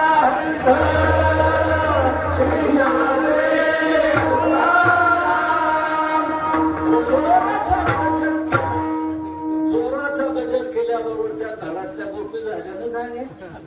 कुठला आवाज झाला, राजकुंभरीचा काला झाला. कसले गर्जन आहे. गोपी जाग्या झाल्या आणि गोपी जाग्या झालेल्या चाहुल्या डोळं उघडायला लागले. तोंडाला कोणीच दिसत नाही, सगळेच्या सगळे बाहेर पडले, आपण एकटेच आत राहिले. आता आपल्यावर मार खाण्याची पाळी नाही. गोपी आता जागे झाल्या, ते बाहेर जाऊन यांनी गर्जना केली. आपण बाहेर पडलो नाही, आपण आत राहिलो. चूक झाली आपली. पण आता आपल्याला बाहेर कसं काढता येईल, झाल्यानंतर मार खाण्याची पाळी. त्याच्या लक्षात आता तू तर्काला ठेवला. आपण कोपऱ्यात लपून बसू आणि तिने दरवाजा उघडला की पटकन बाहेर पडून जाऊ. म्हणून एका कोपऱ्यात तो लपायला गेला. पण त्या कोपऱ्यात होती मडक्यांची उतरंडी. त्या उतरंडीला धक्का लागला, ते खाली गोपीच्या लक्षात आलं कोणीतरी उतरंडीकडे शिरले. तिने बॅटरी घेतली, काठी घेतली, तिकडे उतरंडीकडे गेली. पाहत हे कोपऱ्यात लपून बसलेलं, लाद घातली, काठीने मारा दिला, रक्त बंबाळ केलं. छोटा कुठून कसा शिरला रे, मारते. पण म्हणे याने काय काय कारभार केला ते तरी पहा. म्हणून इकडे तिकडे बॅटरी घेऊन पाहिजे, ते सगळे रांजण रिकामे, कशातच काहीच मार नाही. ती म्हणू लागली याचं पोट आहे, कातल पोट आहे, खातो कितीतरी, सगळे रांजण रिकामे, पुन्हा मार देते. तो म्हणतो काय विचित्र परिस्थिती, माल खाल्ला सगळ्यांनी आणि मार खातोय एकटा. लोकशाहीत असंच चाललंय, माल खाणारे सापडत नाही आणि सामान्य जनतेवर महागाईचा मार खाण्याची पाळी. माझा दृष्टांत संपला, गोकुळातली लीला माझी संपली सांगायची. पण या लीलेत काय मर्म आहे, या लीलेत काय तात्पर्य आहे, या लीलेतून आपण काय घ्यायचं हे मला सांगायचं आणि माझी सेवा संपवायची. या लीलेच्या अनुषंगाने मी तुम्हाला 2 प्रश्न विचारणार आहे. त्या 2 प्रश्नाचं तुम्ही मला उत्तर द्यायचे. तुम्ही माझं कीर्तन संपवणार. 2 प्रश्न माझे असे आहेत. बाहेर पडले कोण, आत राहिला कोण, मार खाल्ला कोणी आणि मारापासून बचावले कोण. म्हणजे 2 प्रश्न. या उदाहरणाच्या अनुषंगाने आहे की नाही लिहिलेच आहे. जसं शाळेत एखादा प्रश्न येतो, खालील उतारा वाचा. एखादा प्रश्न गद्यात्मक असा एखादा उतारा दिला जातो आणि तो उतारा वाचा आणि त्या उताराच्या अनुषंगाने खाली 2-3 प्रश्न असे टाकले जातात. त्या प्रश्नाचे उत्तर त्या उतारातच असतात. फक्त उतारा वाचून ती फक्त खाली लिहायची. तसं मी जे उदाहरण ही लीला सांगितली, या लीलेच्या अनुषंगाने माझे 2 प्रश्न आहेत की नाही. बाहेर पडले कोण, आत राहिला कोण, मार खाल्ला कोणी, मारापासून बचवले कोण. अवघड आहे का? सगळ्यांचा विश्वास देवावर होता. सगळे भक्तच होते देवाचे. सर्व विश्वासला अचूक उत्तर असं आहे, ज्यांनी देवाची आज्ञा पाळली ते बाहेर पडले. देवाने सांगितलं मला बाहेर पडायचा मंत्र येत नाही. तारखं काय सांगलं, बाहेर पडायचा मंत्र येत नाही, नको. आत यायचा तर मंत्र येत नको. मग तोच उलटा म्हणून बघ ना. भगवान म्हणतो हरकत नाही, उलटा म्हणून बघतो. पण पथ्य मात्र तेच काय, तुम्ही डोळे झाका. तुम्ही डोळे झाका. मग मी मंत्र म्हणतो की आपण बाहेर पडू. देवाने ही आज्ञा सर्वांना दिली होती की तुम्ही डोळे झाका. ती आज्ञा ज्यांनी पाळली त्या सर्वांनी ती पाळली. ते बाहेर पडले की नाही. मग आत कोण राहिला, ज्याने आज्ञा पाळली नाही. डोळे झाका म्हटलं, झाकले नाही, हा काय करतो ते पाहावं. आज्ञा ज्याने पाळली नाही तोच आत राहिला.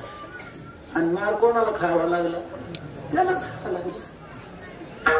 याचा अर्थ काय, देवाची आज्ञा जे पालन करतात त्यांची सुटका होते आणि देवाची आज्ञा जे पालन करत नाही त्यांची सुटका होत नाही. त्यांना मार खाण्याची पाळी.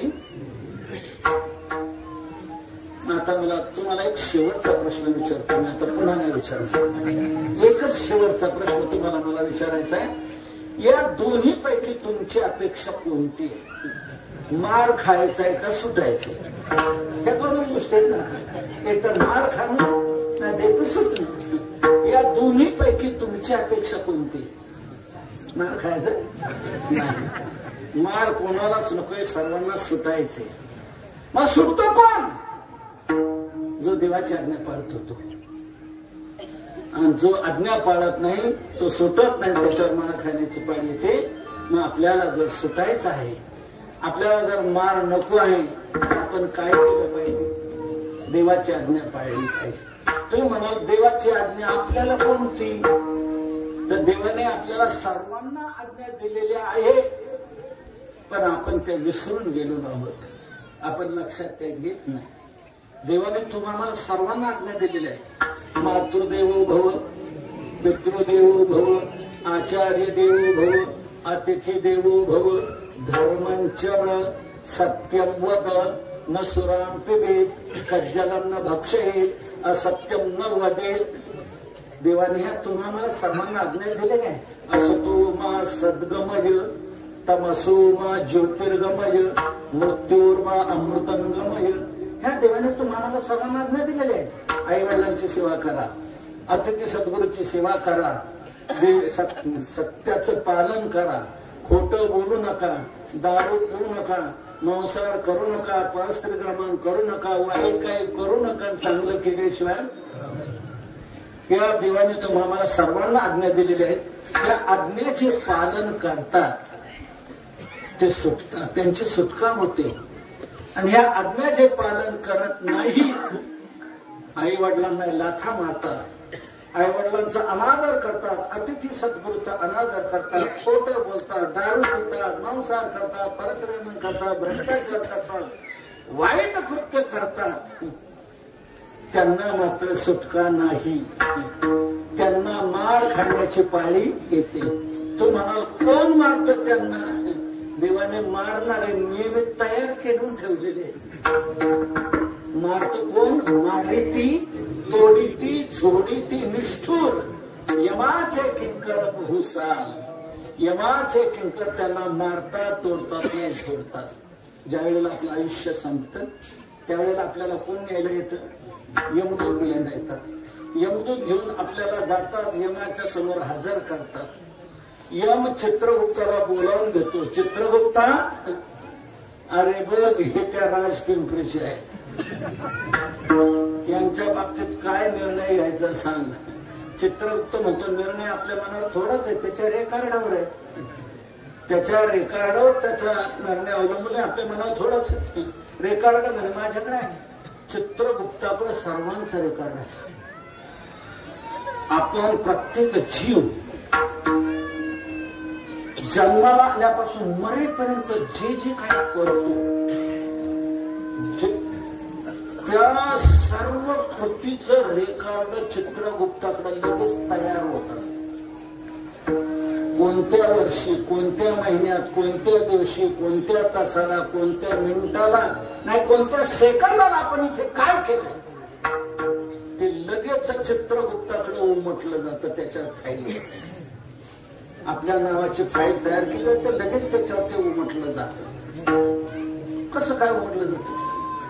कसं काय उमटलं जातं याला मला सोपा दृष्टांत सांगायला तुम्हाला झटकन समजून द्यायला सोपा दृष्टांत. मी तुम्हाला सकाळी फोन केला होता, तुम्ही उचलला नाही. काय म्हणता? बोला बड बोलतो नंबर नाही. बघा तुमच्या मोबाईलवर माझा नंबर आला की नाही. म्हणजे कधी केला होता? 8:15 केला. लगेच तुमच्या मोबाईलवर माझा नंबर म्हटलेला दिसतो की नाही. आणि 8:15 बरोबर दाखवले जातात की नाही. हे जसं तसंच चित्रगुप्ताकडे मोठी मशीन आहे. सर्व जगाचं रेकॉर्ड त्याच्यावर बसते. आपण कोणत्या वर्षी, कोणत्या महिन्यात, कोणत्या दिवशी, कोणत्या क्षणाला काय केलं याची लगेच तिकडे नोंद होत असते. यंत्रणा देवाची तयारी. हे माझ्या पदार्थ नाही सांगत. ज्ञानेश्वरी पारायण, ज्ञानेश्वरीच्या 10व्या अध्यायामध्ये भगवंताने आपल्या 75 विभूती सांगितल्या. त्यात यम संयमतामहं, संयमन करणाऱ्यामध्ये यम ही माझी विभूती आहे सांगितलं की नाही. तर यम संयमन कसं करतो या सर्व विश्वाचं, सर्व जगाचं? तर कसं संयमन करतो याचा तपशील ज्ञानेश्वरांनी आपल्या ओवीत दिला. ओवी ऐकते काय?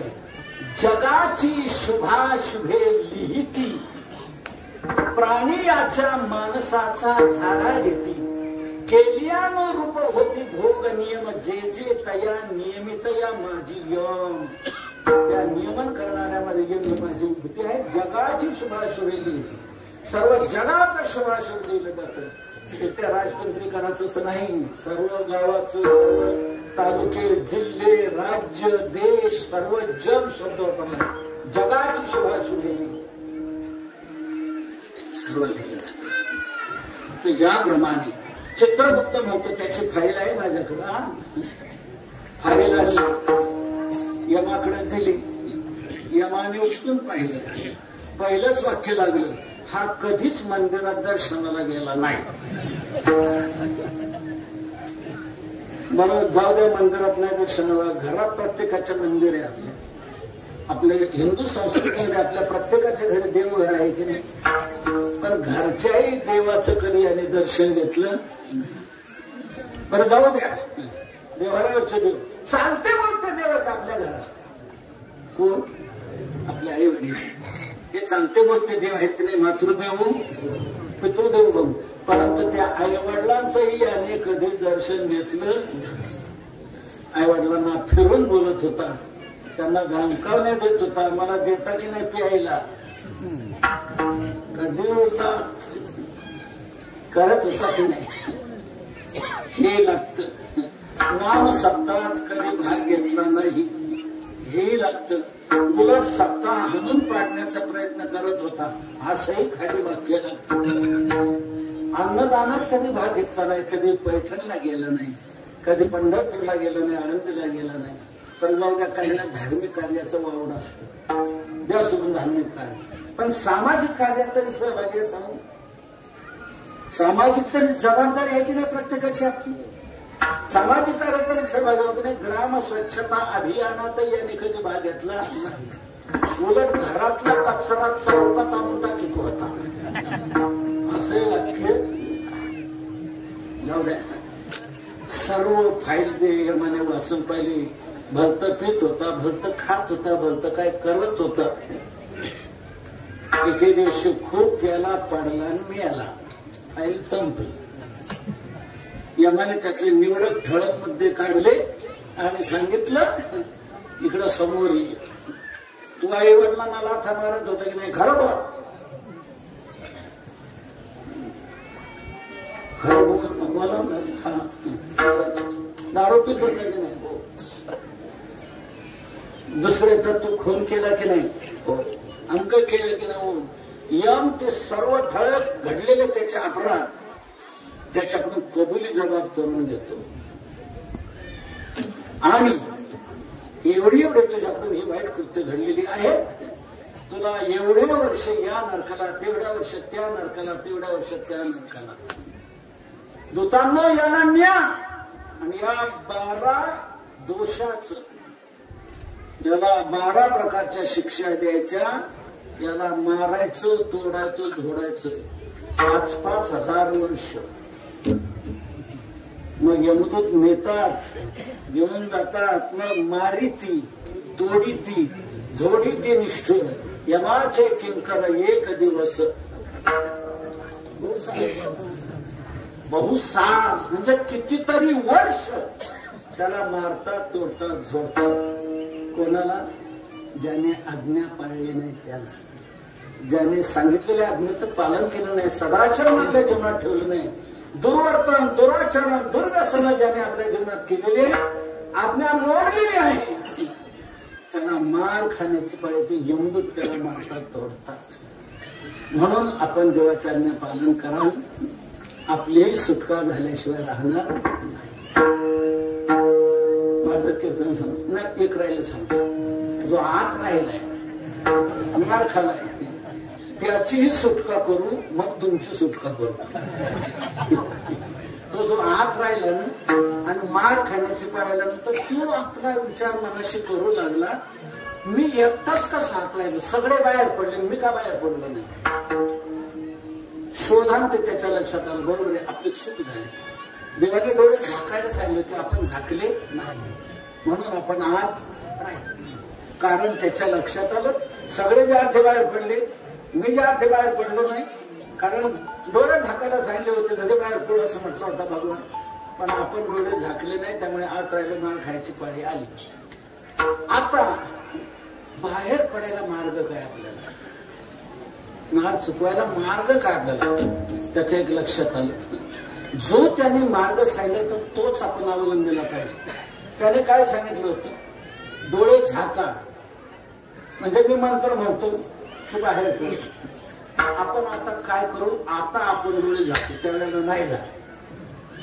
आता आपण झाकू, आणि जरी तो बाहेर असला तरी मनोमन केलेली प्रार्थना त्याला ऐकू जाते. म्हणून आपण आता डोळे झाकून मनोमन त्याला प्रार्थना करू. देवा, मगाशी तो आज्ञा दिली होती, डोळे झाकायला सांगितले होते, पण मी झाकले नाही, म्हणून माझी चूक झाली, मी आत राहिलो, माझ्यावर मार खाण्याची पाळी आली. तेव्हा झालेली चूक माझ्या लक्षात आली. इथून पुढे मी अशी चूक करणार नाही, याचं तुला अभिवचन देतो. आता मी ज्या डोळे झाकले, तू मंत्र म्हण, म्हणजे मी बाहेर.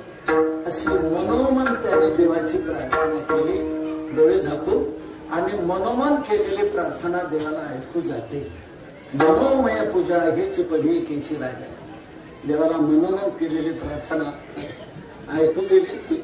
देवाने पाहिली, रिंग आलेली, उचलला मोबाईल देवाने, त्याचाच नंबर आहे.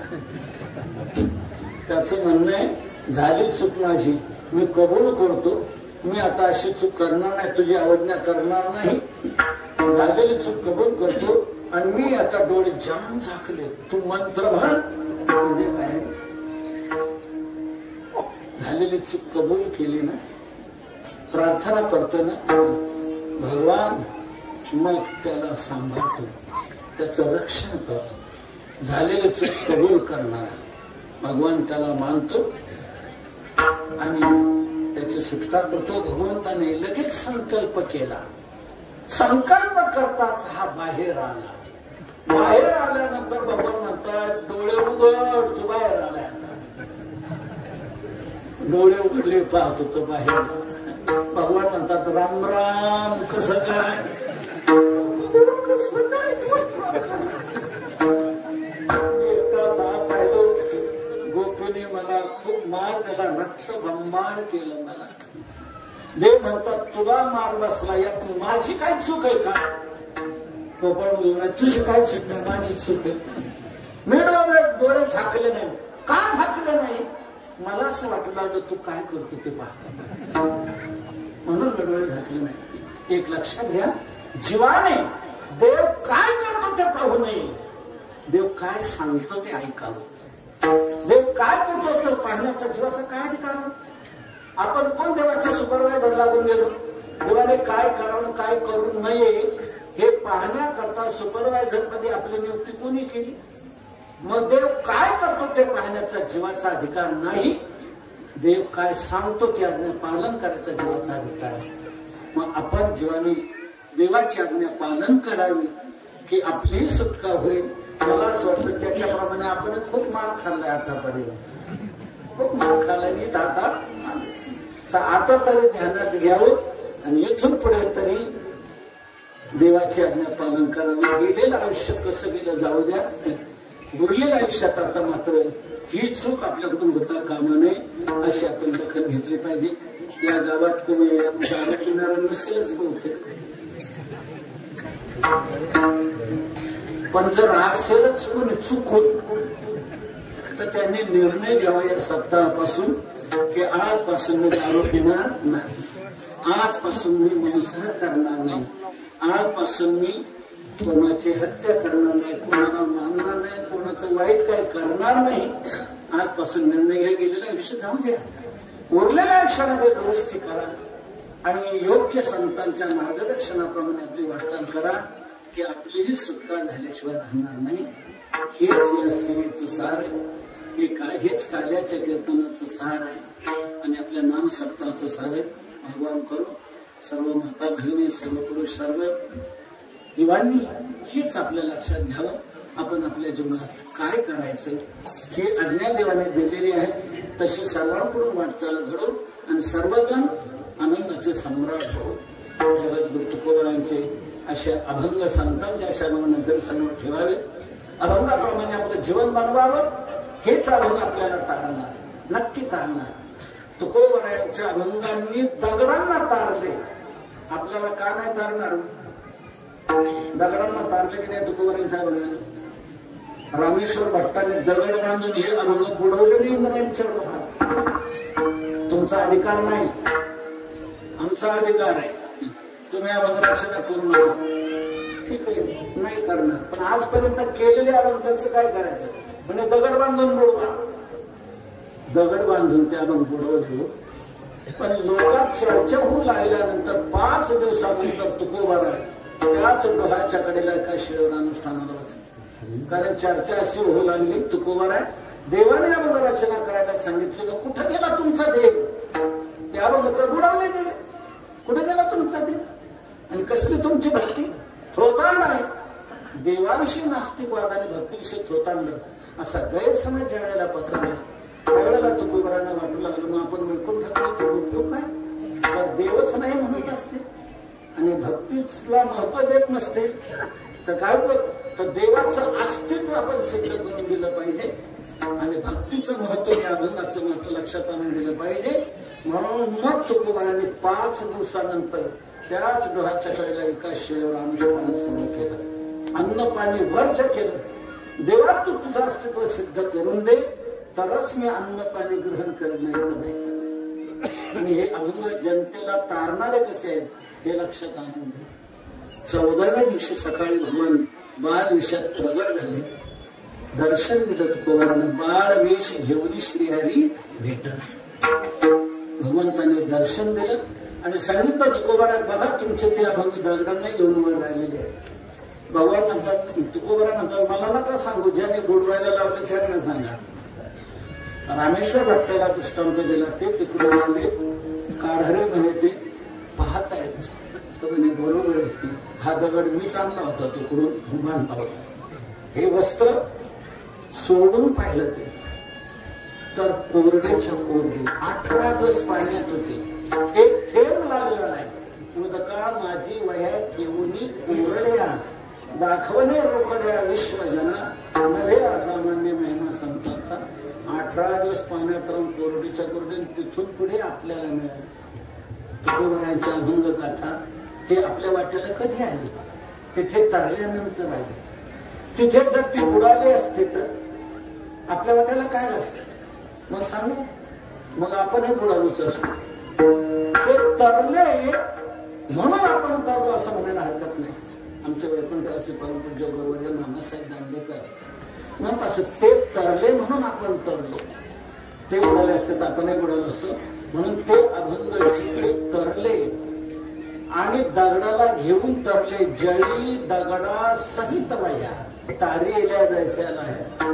दगडाला घेऊन तरले म्हणून दगडावरच कोरून त्याचं चिरस्मारक तिथं व्हावं.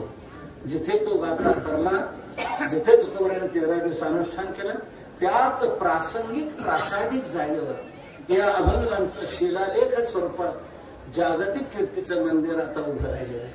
पूर्ण गाथा उच्च प्रतीच्या मार्बलवर कोरून तिथे लावला गेलेला आहे. त्याच डोहाच्या कडेला असे एक महाराष्ट्रातलं वारकरी संप्रदायाचं अलौकिक जागतिक कीर्तीचं मंदिर उभं राहिलेलं आहे. जसं काशीला मानस मंदिर आहे.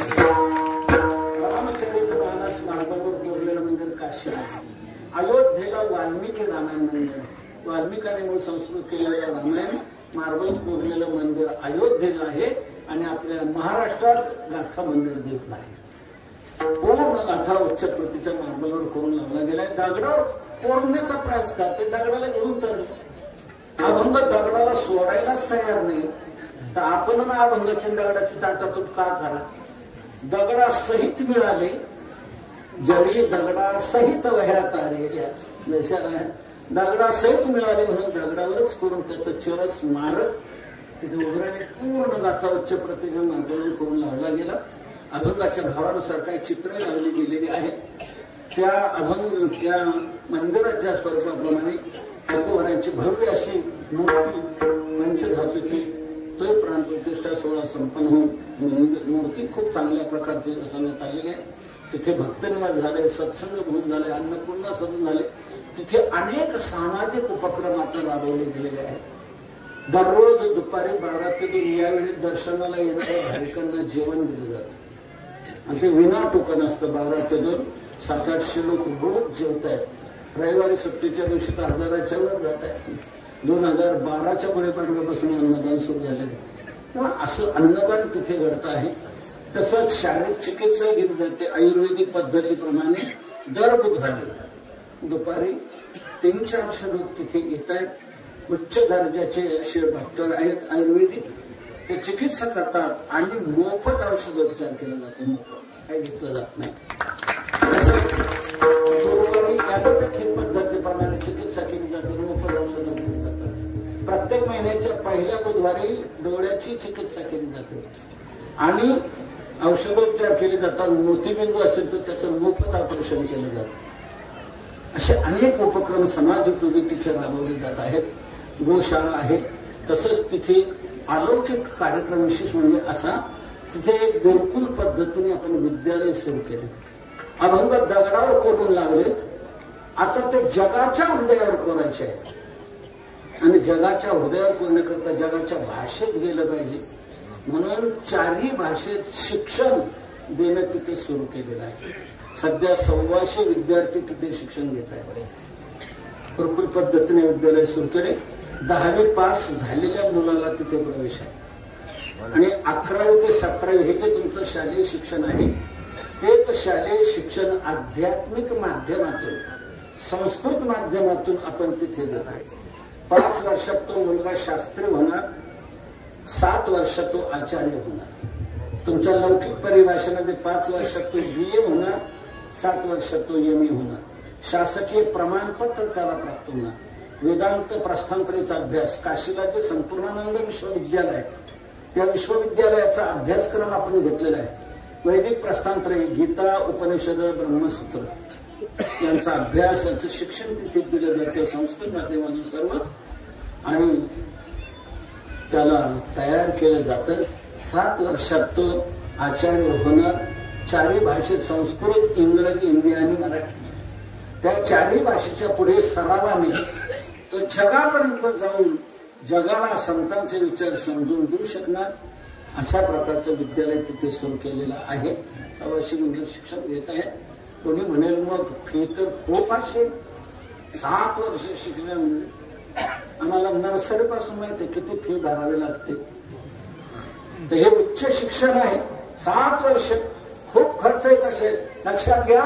एक नाही पैसा नाही, एक नाही पैसा. राहणं मोफत, जेवण मोफत, शिक्षण मोफत. मुलांनी फक्त एकच करायचं, अभ्यास करायचा, आणि तो त्यांनीच केला पाहिजे अभ्यास, आणि त्याच्या बाकीच्या गरजा आपण भागवायच्या आणि त्यांना तयार करायचं. संतांचे विचार त्यांनी आचार्य होऊन जगापर्यंत पोहोचायचे. जगाला ते मुक्त हस्ताने द्यायचं आहे. तुम्हाला शिक्षण निष्कामतेने मिळालं, तुम्ही समाजाला निष्कामतेने द्या. अशा प्रकारचं अलौकिक विद्यालय आपण तिथे सुरू केलेलं आहे. आपण कोणी जे देहूला आलेले असतील गाथा मंदिरावर त्यांनी पाहिलं असेल, आणि जसे कोणाच्या लक्षात नसेल ते भाग्यवान समजा जे आले नसतील. वारकरी म्हटला की त्यांनी देहूला विजेच्या उत्सवाला यायलाच पाहिजे. माझं स्पष्ट म्हणे, जो देहूच्या वारीला येत नाही तो हाफ वारकरी, हाफ वारकरी, हाफ अर्धा वारकरी.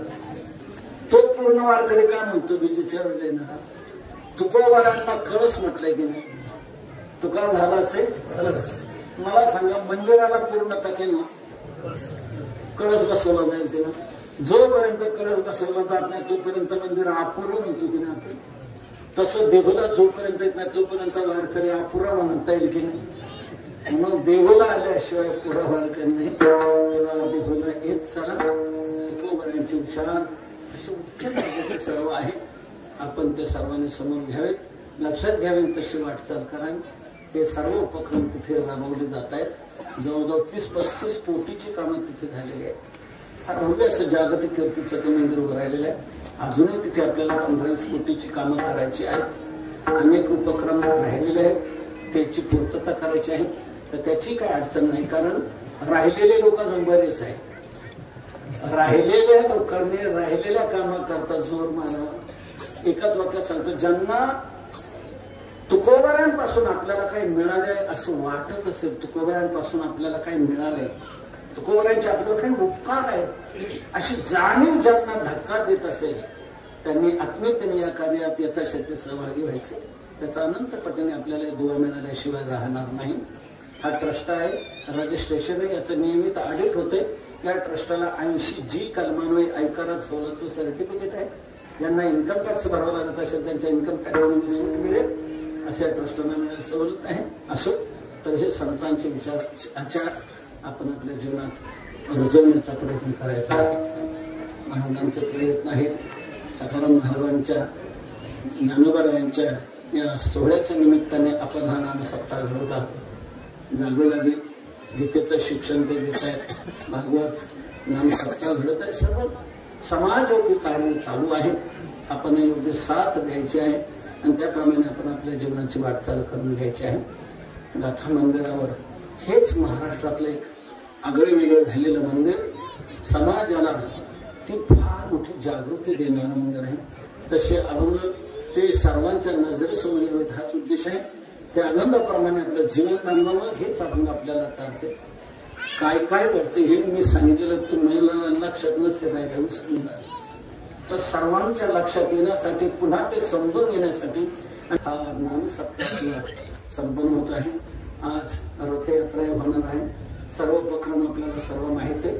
त्याची पुढची दिशा महाराज आपल्याला सांगतीलच. तर आपण आपल्या या नामसप्ताहातून या श्रवणातून आपण एकच लक्षात घ्यायचं की संतांचे विचार आचार आपण आपल्या जीवनात रुजवण्याचा प्रयत्न करावा. मला सांगा, औषध नुसतं पाहून रोग जाईल का? हातात घेऊन जाईल का? नाही. तोंडात नुसतं टाकून जाईल का? नाही. घशाच्या खाली ते उतरलं पाहिजे की तसं आपण जे श्रवण करतो ते आपल्या जीवनात उतरलं पाहिजे. म्हणजे ते कार्य होईल. आपल्याला भगवान करू सर्वांच्या अंतःकरणात ते सद्विचार निर्माण होईल. सर्वजण या विचाराची पायीक बनून आनंदाचे सम्राट होत. भगवंताने त्या सर्व गोपाळांना जमा केलं. भूक लागलेली आहे तर चला शिदोऱ्या आणा. सर्वांनी शिदोऱ्या आणल्या. सर्वांच्या शिदोऱ्या एकत्र केल्या.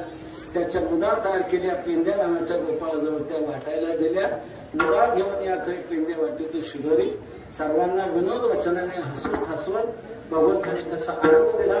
शुकाचार्य श्रीमद भगवंतान सांगतात विभ्रद वेणू जठर पटयो शृंगवेते चकक्षे रामे पाणो वसुन कवं तत्फलानि मुनिषु तिष्ठन्मध्ये स्वकरि सुहृद हासयन्नर्मभिस्वैः स्वर्गे लोके विशति बुभुजे यज्ञ भूपाल केलिहि पुण्डरीकवरदारि